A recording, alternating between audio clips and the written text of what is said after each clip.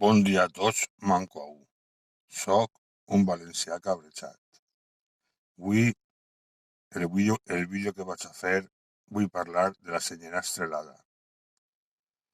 Ixa bandera que a molts li senta mal.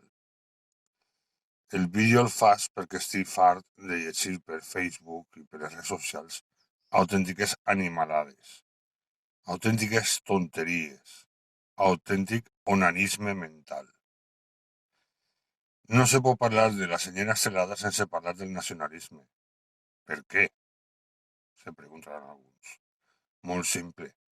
La senyora Estrelada és el símbol del nacionalisme valencià. Ni és una bandera republicana, ni és una bandera independentista, no. És un símbol nacionalista valencià. Per lo tant, què és el nacionalisme? El nacionalisme és una corrent política de finals del XIX, principis del XX, que ve a ser amor per la teua pàtria i per la teua llengua, per lo teu. A finals del XIX, principis del XX, Espanya era el caldo de cultiu perfecte per al nacionalisme. Una societat coenta i decadent a més no poder i un centralisme absolutista que ofegava a totes les regions.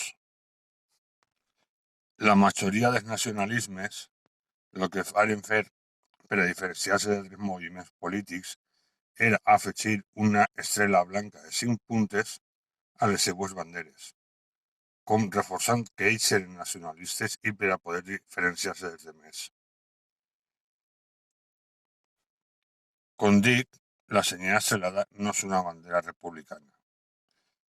Vaig explicar, perquè és molt simple, el per què la senyora Estrelada no porta corona.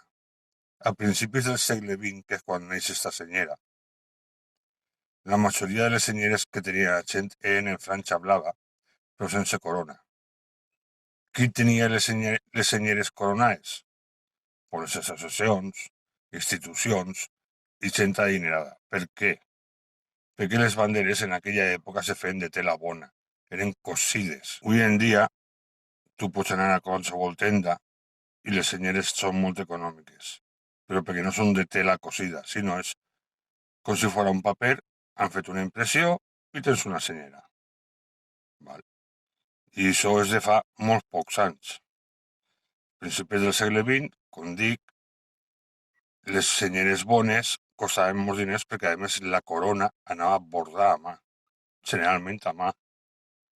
Per tant, era molt més simple ficar l'estrela blanca en una franja blava que no en una senyera que ha costat molts diners i que estava bordada a mà.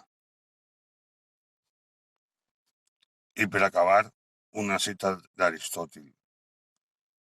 Què es guanya en la mentira?